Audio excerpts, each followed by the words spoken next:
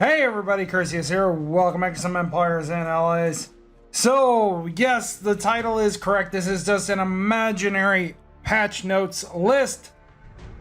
Things I think if Zynga just did them today, or even half of them today, just specific ones, that the game would, like, the viability of certain units and the viability of defense would actually be more tenable. So, let's go ahead and get right into it.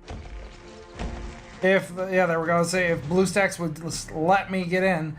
So the first thing is first, starting with stockpiles.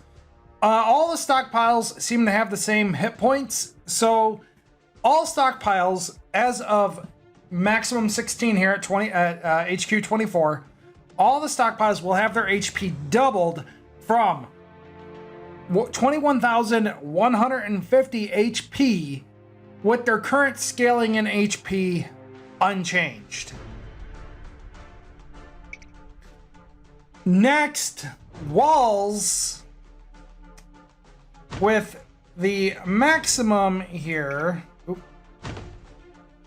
being 3,636 HP at a level 12, would actually be increasing their HP at this level to 25,000 per wall segment.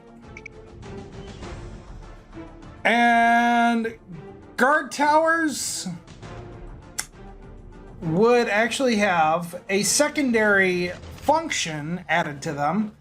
Instead of think of but this would be like their primary function as an infantry killing tower.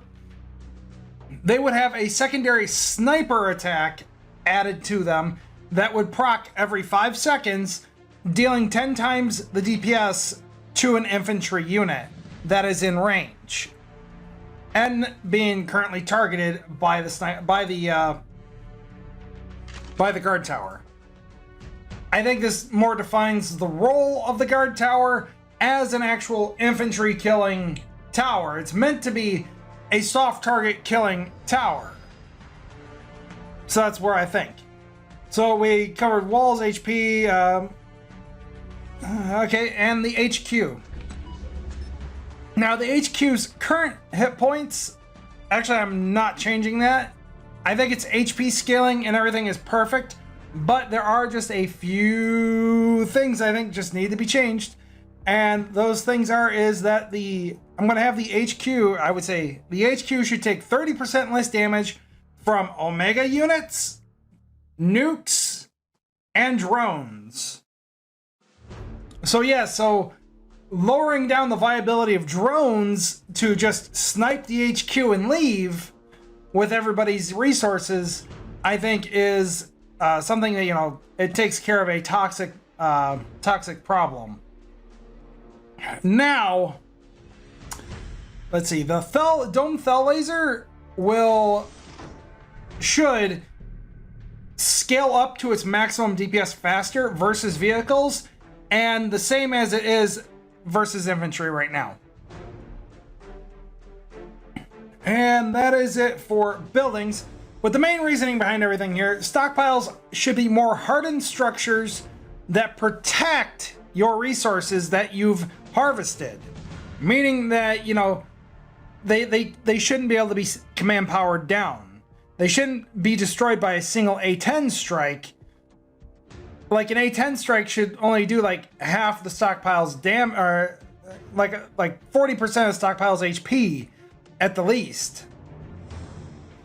So that way an entire battle cannot be conducted with command powers alone and basically skipping the battle because your opponent just popped all of your stockpiles and then popped down an Omega, destroyed the HQ in just a couple of seconds, and then left.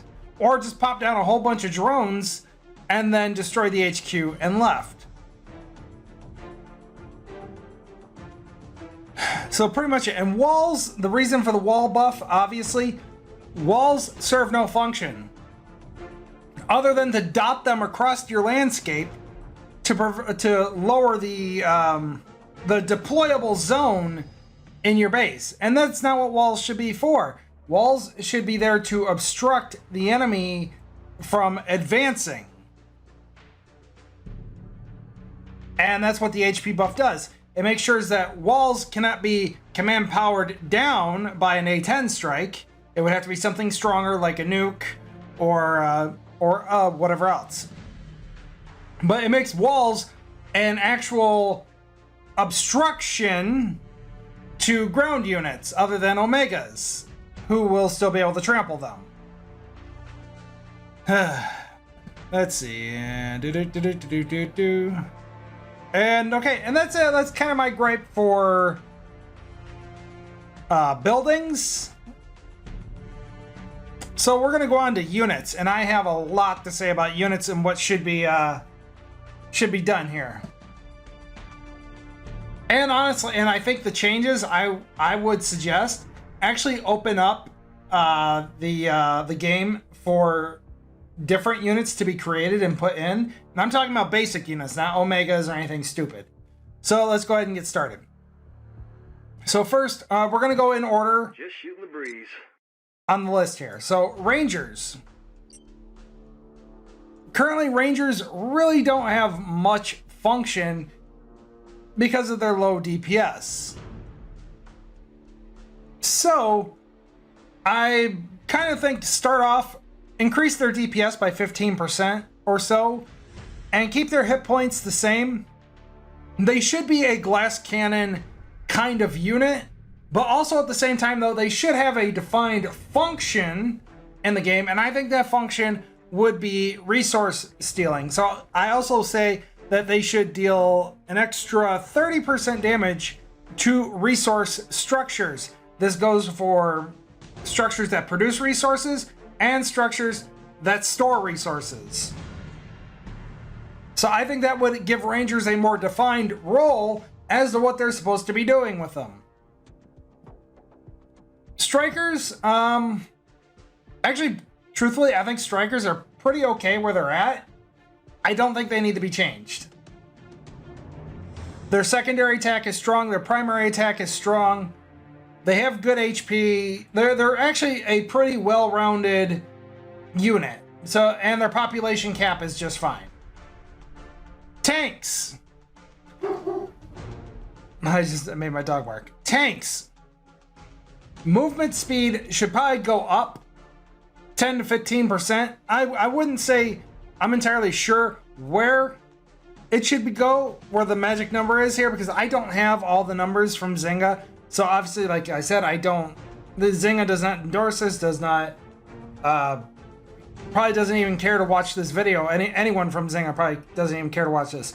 But if I had the numbers, I would probably say that tank movement speed should probably be up about 10 or 15%. And the turret rotation on the tank, where the cannon rotates, should probably be sped up by about 10% as well. Reason being, they're too slow.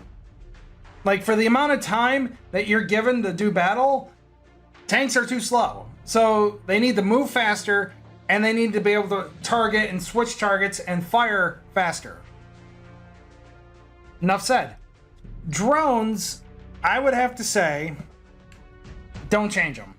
Like, honestly, this is a problem child unit. Any buffs are too much. Any nerfs are too much from where they're currently sitting at. This is just a problem child, and either it needs to be slightly buffed or slightly nerfed or deleted. Tomahawks. Wow, this unit is garbage, and I'm gonna promote, like, just throw out a spitball here on what should be done with it. So I would suggest that the payload of the Tomahawk is changed to a pyroclastic payload. Basically, napalm. When the Tomahawk fires its payload and the payload hits the ground, it detonates, dealing damage to the target, and then setting the area in probably like an A10 strike fashion in flames. Dealing a certain amount of the Tomahawks DPS per second to the target for how many seconds did I put down? For like 5 seconds. And that would be, and by the way, and I would also buff the Tomahawk's damage per second to probably double of what it is right now. Because the Tomahawk, and keep its population cap the same, and keep everything else the same. I would think that if you make the Tomahawk a more, this would give it a more defined role as an AoE attacker than its current state, because the current state fires too slow, and by the way, the attack would be a lot faster too. Just fire a missile, and explodes and turns into a flaming area. So I think this would actually define the Tomahawk as more of an AoE attacker, like an AoE damage over time attacker, versus what it does now, which is basically nothing. Stealth tanks. This used to be a problem child unit, but because of the onset of the Omega unit, this is actually a garbage unit now and needs a slight change.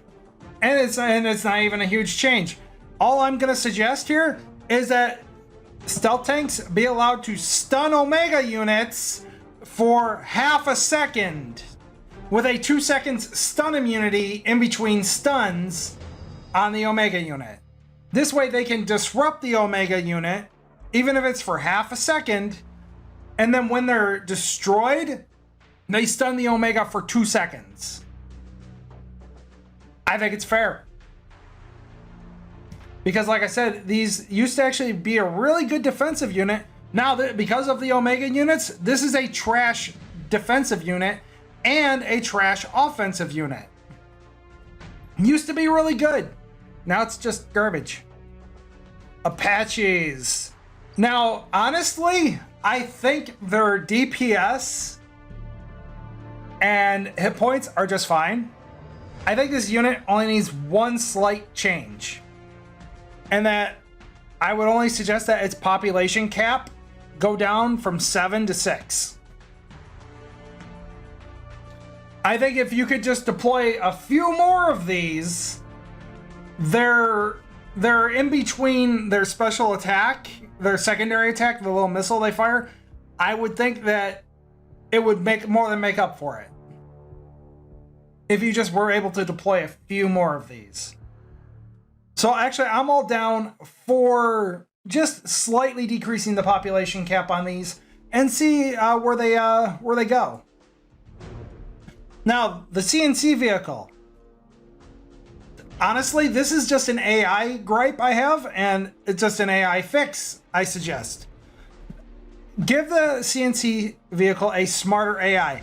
When it is on a control group, right here, like it's on the B control group right here, when it's on a control group and you target that control group to go target something, and have the CNC vehicle go specifically target a building, all you have to do is have it stay there until the building is destroyed, or you tell the CNC vehicle to go somewhere else. It's actually quite simple, as far as I think. So that's it. And then if the building it's currently hacking is destroyed, it goes back to its follow the nearest unit AI. Very simple. Medevacs, I really couldn't tell you where to begin with changing these things. I looked at them, I was thinking about what else could this do. I think maybe change their heal to a splash heal, where it heals the primary target of its heal for the 194 here, you see, but then heals everything else around that target for like 30% of that heal. Because the population on these is too much. But if you were to buff the population cap on these, like tune it down to like 5 or 4, there would be too many medevacs and they would just be doing too much healing. So I think honestly, just if you turn the Medivac's heal into a splash for lesser heal around the target that they're healing, I think that would be good. Other than that, though, there's nothing you can change about this that would not turn it into a problem child. So there. LGL troopers. Really, there's not a lot you can do to these. My opinion is slightly buff their range. I think they're too short ranged for what they do. So I think give them just a slight range increase, not like a ton of range increase, but a slight range increase, and maybe they can actually see some viability. Because they have they have decent HP, but maybe give them HP boost too. Like maybe like 10% more HP. See where they go.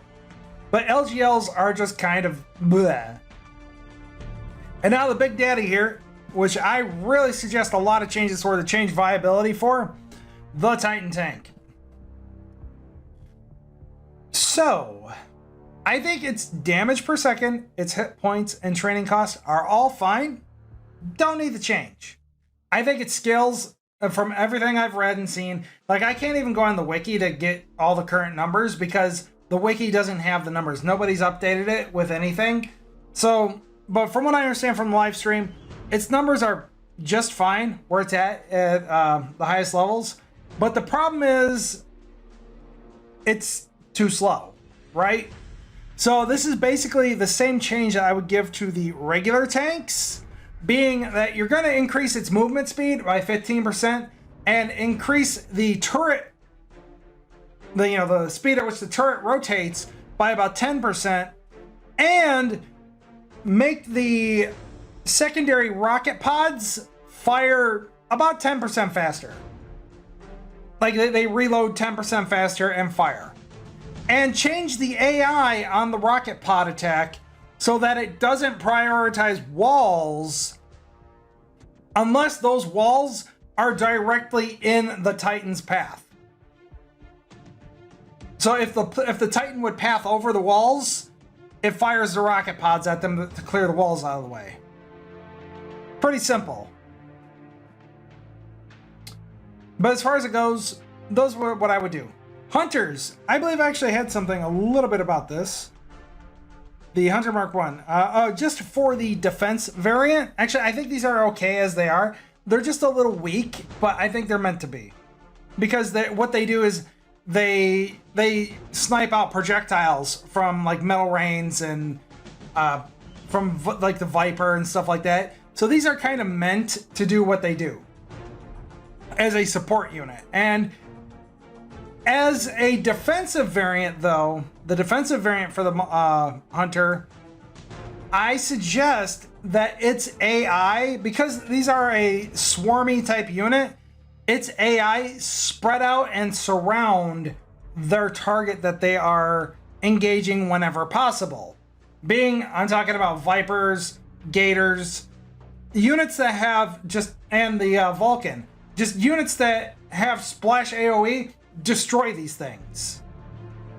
They absolutely wreck these things, and there's nothing they can do about it. So I think if their AI was just a tiny bit smarter and they just kind of spread out and surrounded their target instead of just, walking up in one big group and just balling up and getting destroyed, I think these would actually be a way higher, more valuable defense choice.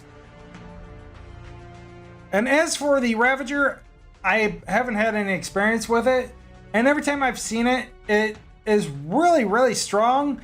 I think as a defensive unit, it's probably top notch.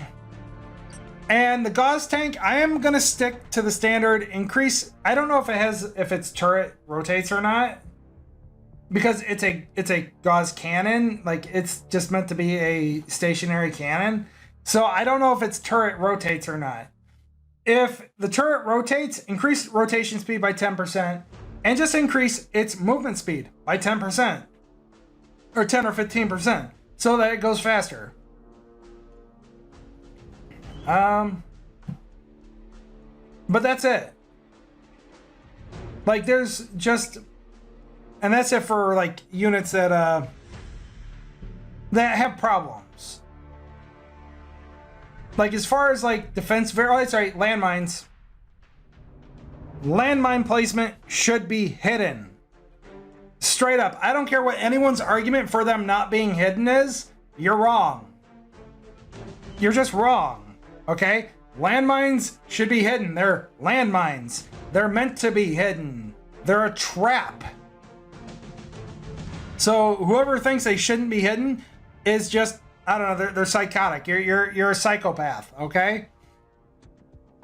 Now, in addition though to landmine placement being hidden, they should add in a command power that reveals landmines in a certain area. Like I would say a good area would be just like the how much the stealth generator is covering here. Like, it would reveal all, like, in fact, there you go. Landmines should have stealth, just automatic stealth, and there should be an ability, a command power that costs 0 on first cast that reveals stealth units and landmines for, I don't know, like 5 seconds, and then marks their positions where they were. And then, like, the scaling cost on that would be like 3 or 4 or 5 per use. And I like it. There you go. But anyways, we're going to move on now to the biggest problem children of them all.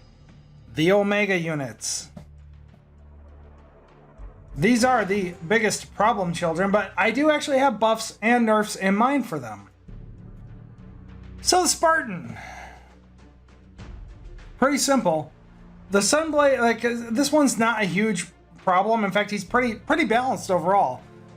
So I have it set here. So it's Sunblade Super actually arcs through units up to 4 additional targets, but only deals like 60% of the normal damage to the arced target. But it doesn't stun the targets that it's arcing to. Only the primary target gets stunned. The rest of the ones taking the arc damage will only take 60% damage. I think that's fair, being as this is a very straightforward Omega, and I think it should be just like that. The Vulcan. Now this one, again, pretty balanced, but at the same time, it has a kind of low DPS, so I would like to suggest that a secondary attack be added to this Vulcan. Like every 10 seconds or so, the Vulcan will toss an incendiary grenade that sets an area in the size of an A10 strike on fire. The target for the incendiary grenade would probably be the most furthest out unit within double the range of its flamethrower attack. Pretty fair. And let's see here. And the grenade would deal, I had it wrote down, 10% max health of the target and everything standing in the fire for about 3 seconds. So basically dealing 30% max health damage over 3 seconds. I think that's pretty fair, considering that this is not like a super powerful Omega and it's like it's a game-breaking Omega. The Colossus, I really like. Oh my god, this guy is like, he has the least viability amongst all Omegas. But I think I kind of have something that would help, that maybe make people use him if Zynga would listen. The super ability has an 18-second cooldown, but in clutch situations though, if he's under heavy fire or he's taking a lot of damage throughout the battle, I think they need to add a passive here that this super ability cools down between 10% to 50% faster depending on how much current HP the Colossus has.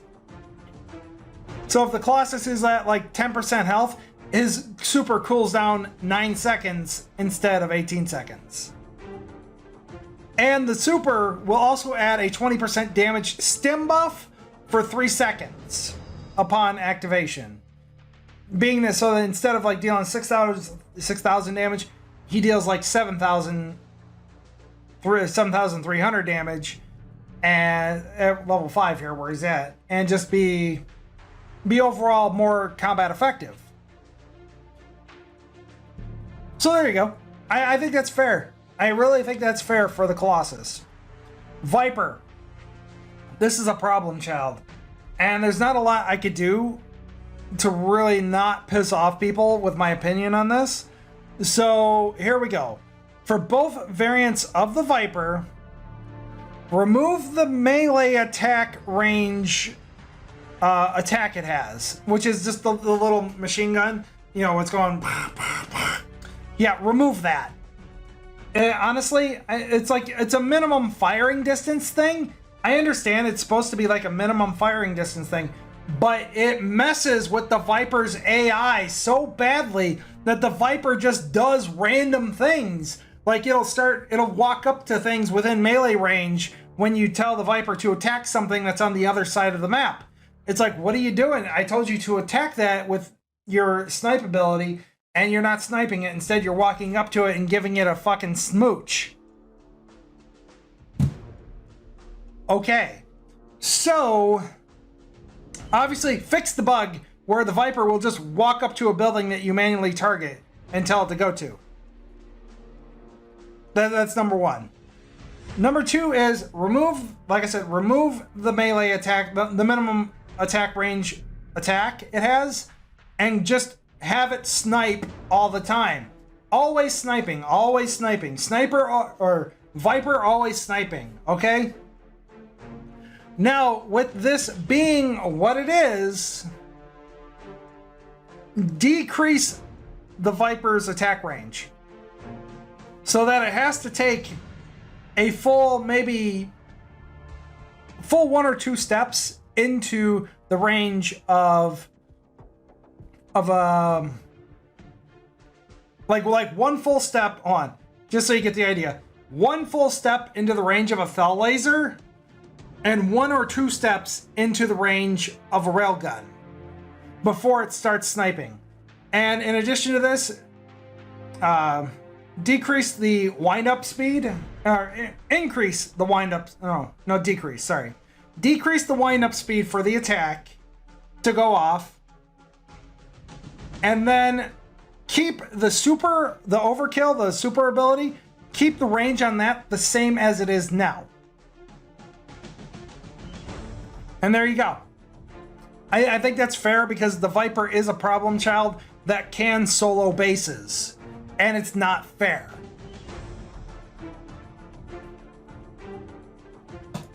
Falcon. Well, there's not much to say about the Mark 1 Falcon. Like, what can you do with it? But the Mark 2 Falcon, this has implications that need to be addressed. So the Super Bulwark no longer makes the HQ invulnerable, but still applies the healing effect to it. That's it. Honestly, it can still make other defensive buildings and units invulnerable, just not the HQ. I think having the HQ become invulnerable by this is a little too much. But otherwise, keep the Falcon the way it is, as it is, and it's fine. The Gator. Now, there's really only one change I think that needs to be made to this, because the Gator has a problem child ability on offense. And that's its little shield proc whenever it comes under fire for too long. It procs up a shield that absorbs 100% of all damage being thrown at it. I think change this damage mitigation from that shield from 100% to 50%. I think that's fair. I think there's no reason under the sun that this unit should be invulnerable for 3 seconds.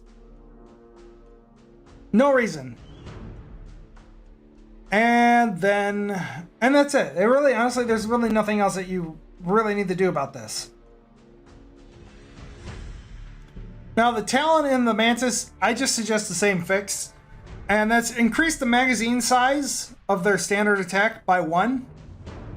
So they go bang, bang, bang, reload, bang, bang, bang, reload, and increase the damage cone from 30 degrees to 35 degrees. I think that's it. I think that's fair for the Mantis.